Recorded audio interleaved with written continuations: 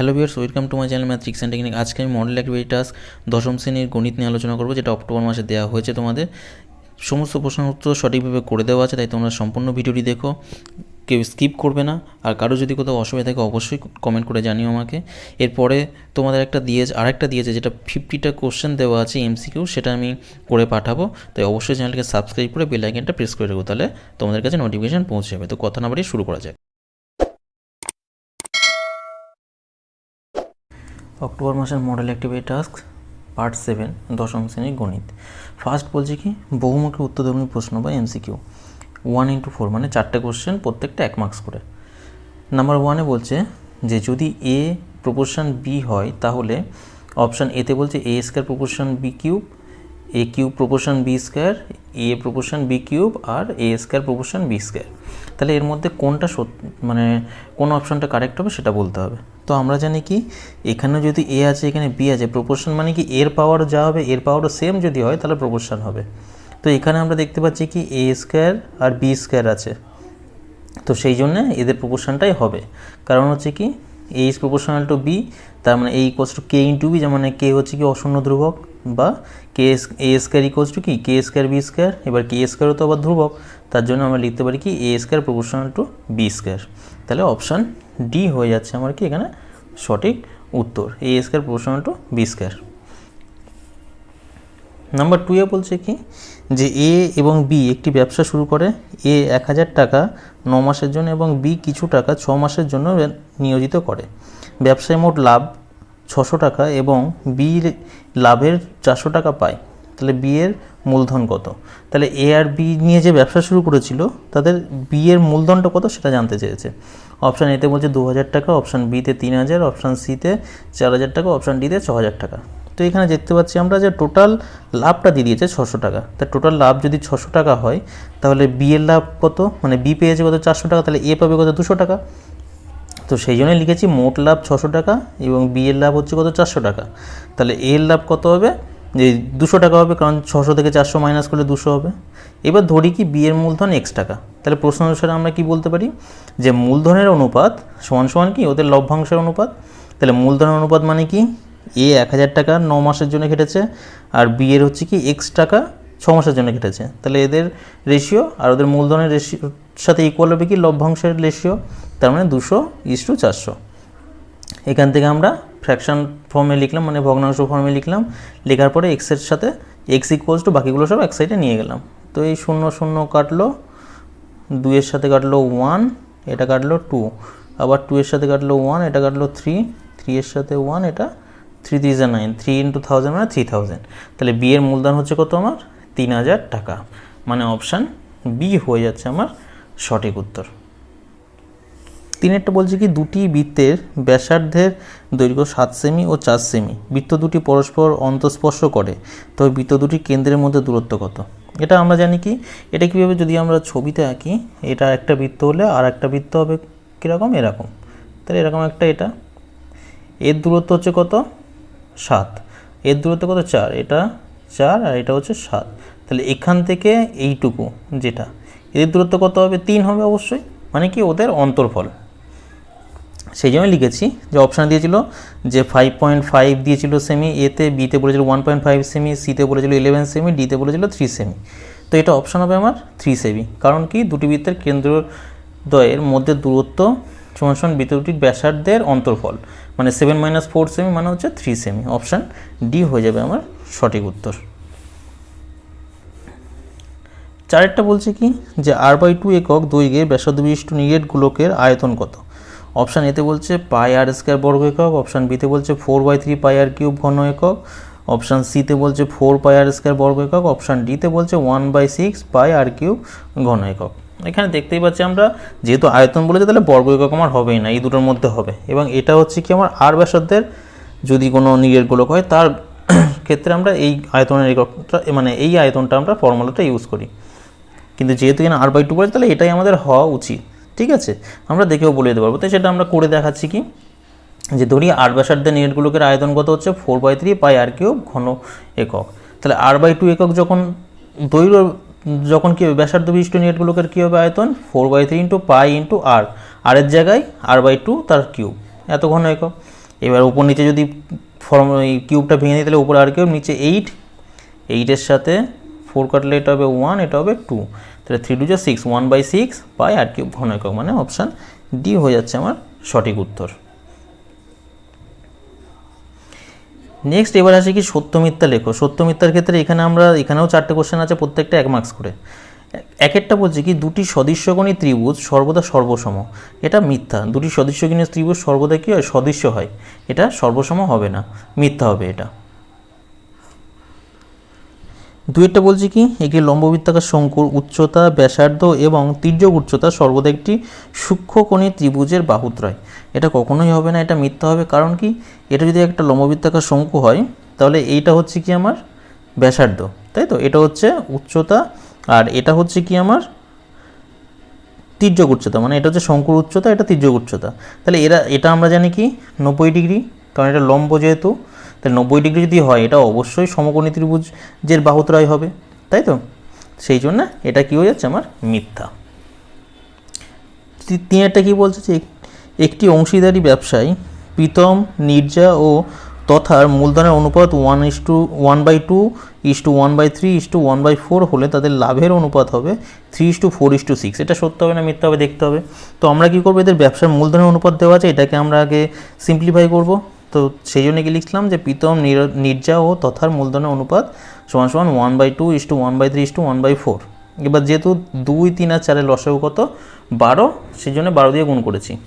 তাহলে গুণ করলে 2-এর সাথে কাটলে কত হবে 6, 3-এর সাথে 4, 4-এর সাথে 3, তাহলে 6:4:3। এটা হয়ে যাচ্ছে কি আমার মূলধনের অনুপাত। তাহলে লাভ্যাংশ অনুপাত হবে আমার এই একই 6:4:3। তাহলে এখানে যেহেতু আছে আমার 3:4:6, তাহলে এটা মিথ্যা হয়ে যাচ্ছে আমার। এবার 4-এরটা কি বলছে দেখি, যে a প্রপোর্শন টু 1/b এবং b প্রপোর্শন টু 1/c হলে a প্রপোর্শন টু 1/c হবে, এটা মিথ্যা হবে। কারণ কি, যে a প্রপোর্শন টু 1/b মানে a সমান কি k ইন্টু 1/b, তাই তো। তাহলে b এর মান কত, b equals to k into 1/a।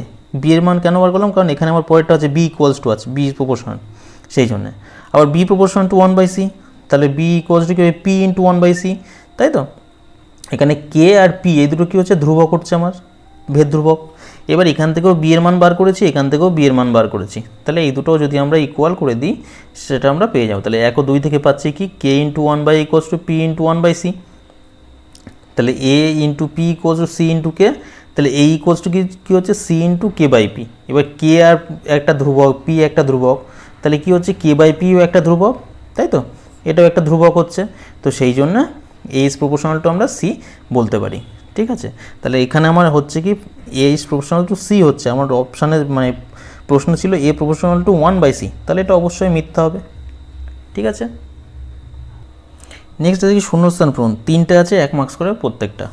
প্রথমটা বলছে কি একটি নিরেট গোলকের ব্যাসার্ধের দৈর্ঘ্য দ্বিগুণ করলে গোলকটির বক্রতলের ক্ষেত্রফল ড্যাশ গুণ হবে, এটা কি হবে 4 গুণ হবে। কেন, কারণ নিরেট গোলকের ব্যাসার্ধ যদি আর একক হয় তাহলে গোলকটির বক্রতলের ক্ষেত্রফল হবে কি, প্রথমে 4πr² বর্গ একক, এবার ব্যাসার্ধ এখন কত হয়েছে 2r একক, তাহলে গোলকটির বক্রতলের ক্ষেত্রফল a2 ইকুয়ালস টু কী হবে, মানে যেহেতু এটা দুটো ক্ষেত্রফল বলছে তাই একটা a1 প্রথমটা, সেকেন্ডটা a2 লিখেছি। তাহলে a2 সমান হচ্ছে 4π ইন্টু r², আর এর জায়গায় 2r আছে, তাহলে 2r²। এবার তাহলে এটা ভাঙলে কত হচ্ছে 4r² হচ্ছে, তাই তো।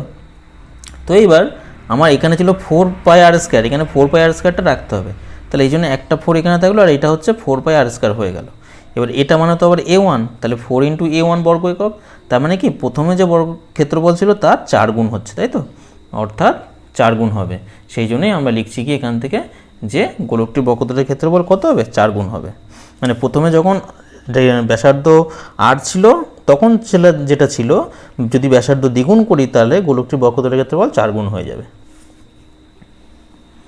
দ্বিতীয় প্রশ্ন কি বলছে, যে একটি ব্যবসায়ে শোভা মাসুদের 1.1 গুণ টাকা দিয়েছিল এবং প্রিয়া মাসুদের 2.1 গুণ টাকা দিয়েছিল, তাহলে মাসুদ, শোভা এবং প্রিয়ার মূলধনের অনুপাত কত হবে সেটা বার করতে বলছে। তাহলে দুজনেই কি হচ্ছে, যে মাসুদের যে টাকা তার এত গুণ দিয়েছে হচ্ছে শোভা, প্রিয়া দিয়েছে মাসুদের এত গুণ টাকা। তাহলে মাসুদের টাকা যদি আমরা 1 ধরি, এখানে যেহেতু আমাদের দেখাতে হবে না উত্তরটা দরকার, তাহলে আমরা 1 ধরেও করতে পারি, বা যদি কেউ চাই x ধরে করতে x ধরেও করতে পারে, ঠিক আছে। তো আমি ডাইরেক্ট করে দিয়েছি এখানে যে মাসুদ, শোভা এবং প্রিয়ার মূলধন অনুপাত কত হবে, মাসুদের যদি 1 টাকা হয় তাহলে শোভার কত হবে, এই 2.1/2 ইন্টু 1 মানে 2.1, এই শোভার হচ্ছে 1.1/2 গুণ, তাহলে 1.1/2 ইন্টু 1 মানে 1.1/2 হবে, আর প্রিয়ার হবে কত 2.1/2 ইন্টু 1 মানে 2.1/2। এবার এগুলোকে ভাঙলে কি হচ্ছে 1:3/2:5/2, তাই তো। এবার নিচে যেহেতু 2 আর 2 আছে তাহলে এদের লসাগু কত 2, তাহলে 2 দিয়ে গুণ করলে 1 × 2, তারপর হচ্ছে 2 এর সাথে 2 কেটে গেল, এটাও 2 এর সাথে 2 কেটে গেল, তাহলে 2 × 1 করলে 2 হয়, আর এটা 3, এটা 5, তাহলে 2:3:5 হয়ে যাচ্ছে কি তাদের মূলধনের অনুপাত। যদি কেউ এক্স দিয়ে করে তাহলেও তার একই উত্তর আসবে।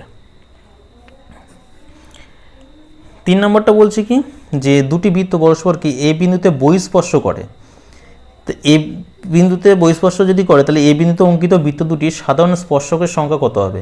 এটা একটাই হবে, কারণ কি এটা যদি একটা বৃত্ত হয়, এটা আর একটা বৃত্ত হয়, এটা পি, এটা কিউ কেন্দ্রীয় বৃত্ত, তাহলে এটা বহিঃস্পর্শ একটাই আছে। তাহলে স্পর্শক মানে কি বৃত্ত দুটো যে টাচ করছে যে জায়গাটাতে, স্পর্শ করছে যে জায়গাটাতে, সেখান দিয়ে কটা আমরা স্পর্শক টানতে পারবো, দাগ টানতে পারবো, তো সেখান থেকে আমরা একটাই টানতে পারবো, সেই জন্য একটি হয়ে যাবে আমার কি সঠিক উত্তর। কোশ্চেন নাম্বার 1, 2 আর 3 এর মানে এমসিকিউ কোশ্চেনটা ট্রু ফলস বা সত্য মিথ্যা আর শূন্যস্থান পূরণ, এতে শুধুমাত্র প্রশ্ন লিখে উত্তর লিখলেই হবে, এখানে তোমার ব্যাখ্যার দরকার নেই, এটা আমি বোঝার সুবিধার জন্য ব্যাখ্যাটা করে দিয়েছি। নাম্বার 4-এ হচ্ছে দুটো কোশ্চেন করতে হবে, প্রত্যেকটা 2 মার্কস করে, এখানে তোমার ব্যাখ্যাটা দরকার, মানে এটা অঙ্কটা করে দেখাতে হবে। তো সংক্ষিপ্ত উত্তরধর্মী প্রশ্ন, এক একটা কী বলছে, A proportion to B, B proportion to C এবং সি প্রপোর্শন টু এ হলে ভেদ ধ্রুবক তিনটির মধ্যে সম্পর্ক নির্ণয় করো। তো প্রথমে আমরা কি করব, যে এ প্রপোর্শন টু বি, তার মানে এ সমান সমান কি লিখতে পারি, পি ইন্টু বি, বা এ বাই বি সমান সমান পি লিখতে পারি, ঠিক আছে। যেখানে হচ্ছে কি পিটা একটা ভেদ ধ্রুবক, B is proportion to C, বা B equals to Q into C, বা B by C equals to Q, এটা 2 নম্বর। আর সি প্রপোর্শনাল টু এ, তাহলে C proportional to R into A, বা C by A equals to R, এটা 3 নম্বর হয়ে গেল। এবার এখানে এই যে পি কিউ আর এগুলো কি, এগুলো সব ভেদ ধ্রুবক, তাই লিখে দিয়েছি। এবার আমরা দেখতে পাচ্ছি যে যদি আমরা এই 3টাকে 1, 2, 3কে আমরা মাল্টিপল করি, গুণ করি, তাহলে কী হবে, সব কেটে যাবে, এই এর সাথে এ কেটে যাচ্ছে, বি এর সাথে বি, সি এর সাথে সি কেটে যাচ্ছে, তাহলে 1 থাকছে এদিকে, তাহলে পি ইন্টু কিউ ইন্টু আর মানে 1, তাহলে পি কিউ আর যদি 1 হয় তাহলে সেখান থেকে আমরা কী বলতে পারি, যে অর্থাৎ ভেদ ধ্রুবক তিনটির গুণফল হবে 1, তাহলে অঙ্কটা জাস্ট এইভাবে করে দিলেই হয়ে যাবে। নাম্বার 2-এরটা বলছে কি, যে একটা পাশে একটা ছবি দিয়েছে, এবিসি একটা ত্রিভুজ আর তার ভিতরে একটা বৃত্ত আছে, ঠিক আছে। তো তোমরা এটা কম্পাস দিয়ে আঁকবে ঠিকভাবে, আমি তাড়াতাড়ি করতে গিয়ে একটু বেঁকে চুরে গেছে। বলছে পাশের চিত্রে এবিসি ত্রিভুজটি একটি বৃত্তে পরিলিখিত এবং বৃত্তকে পি কিউ আর বিন্দুতে স্পর্শ করে, এই যে পি কিউ আর এই 3টে বিন্দুতে স্পর্শ করছে। যদি এপি সমান 4 সেমি, বিপি সমান 6 সেমি, এসি সমান 12 সেমি এবং বিসি সমান এক্স সেমি হয়, তাহলে এক্স এর মান নির্ণয় করো। এই যে বিসি মানে এইটার এই এক্স এর মানটা বার করতে হবে, সেটার জন্য আমরা কি করব, প্রথমে আমরা যেগুলোর মান দেওয়া আছে আমরা প্রদত্ত বলে লিখে নিয়েছি, এপি সমান 4 সেমি, বিপি সমান 6 সেমি, এসি সমান 12 সেমি আর বিসি সমান এক্স সেমি। ছবিটা আঁকলাম, আঁকার পরে এবার আমাদের কি করতে হবে, বৃত্তের কেন্দ্র ও থেকে এদের এগুলোকে যুক্ত করতে হবে, মানে ও এ, ও বি, ও সি আর হচ্ছে কি ও পি, ও কিউ, ও আর, এই 6টা যুক্ত করতে হবে। তো যুক্ত যেই করা হয়ে গেল, এবার আমরা কি করব, যেহেতু আমরা জানি যে বৃত্তের বাইরে কোনো বিন্দু থেকে বৃত্তের উপরে যদি স্পর্শক টানা হয় দুটো, তাহলে স্পর্শক দুটো কী হবে, সমান হয়, ঠিক আছে। এই বিন্দুতে এখানে এ থেকে যদি বিন্দু থেকে আমরা এই বৃত্তের উপর স্পর্শক করি, তাহলে এই যে এপি আর এ আর যদি হয়, আর ও বিন্দুতে সাথে কি করেছে, এই আর এ, এটা তো পারপেন্ডিকুলার লম্ব, তাহলে এইটার সাথে এটা আমার ইকুয়াল হবে। এবার এপি যদি আমার 4 সেমি হয়, তাহলে এ আর কত হবে, এ আরও 4 সেমি, তো সেই জন্যই লিখেছি এপি সমান সমান এ আর, তাহলে এ আর সমান সমান 4 সেমি হচ্ছে। তাহলে যখন এটা কেন্দ্র ধরেছি তখন এটা বাইরের বহিস্থ বিন্দু ধরেছে, তাহলে এটার ক্ষেত্রে এটা হয়েছে। যদি আমরা বিটা বহিস্থ বিন্দু ধরি তাহলে বিপির সাথে বি কিউটাও ইকুয়াল হবে, সেই জন্য বি কিউ এর সাথে বিপি ইকুয়াল, তাহলে বিপি যেহেতু আবার 6 সেমি দেওয়া আছে কোশ্চেনে, এই যে তাহলে বি কিউ সমান সমান 6 সেমি হয়ে গেছে। আর যদি সি বিন্দু থেকে ধরি তাহলেও কী হবে, সি আর এর সাথে সি কিউ ইকুয়াল, সেটা হয়ে গেল। এবার আমাদের এখানে সি আর এর এই দুটোর কোনোটাই দেওয়া নেই, তো আমরা কি করব, আবার আমাদের এসিটা দেওয়া আছে, এসি হচ্ছে 12 সেমি, আর এআরটা আমরা জানি কত 4 সেমি। তাহলে সিআর কত হবে, এই 12 এসি মাইনাস এআর মানে 12 মাইনাস 4 করলে 8 সেমি। তাহলে এটা যদি আমার 8 সেমি হয় তাহলে অবশ্যই সিকিউটাও আমার 8 সেমি হবে। তাহলে সেই জন্যই আমরা লিখেছি এখানে যে সিকিউ সমান 8 সেমি। এবার বিসি, এক্স মানে হচ্ছে আমার বিসি, এটা চেয়েছে, তাহলে বিসি মানে কত বিকিউ প্লাস কিউসি। তো সেই জন্য বিসি সমান এক্স সমান কি বিকিউ প্লাস কিউসি মানে 6 প্লাস 8 সেমি মানে 14 সেমি। তাহলে নির্ণয় মান এক্স ইকুয়ালস টু কত 14 সেমি, এটা হয়ে যাচ্ছে কি আমার অ্যান্সার। তাহলে এইভাবে আমরা করব অঙ্কটা।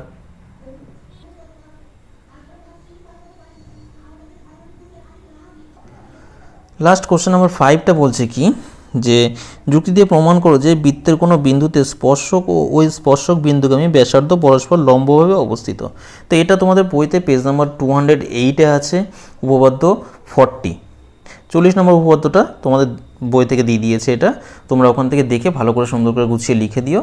আর সম্পূর্ণ ভিডিওটি দেখার জন্য অসংখ্য ধন্যবাদ। যদি কোনো অসুবিধা থাকে অবশ্যই কমেন্ট করে জানিও।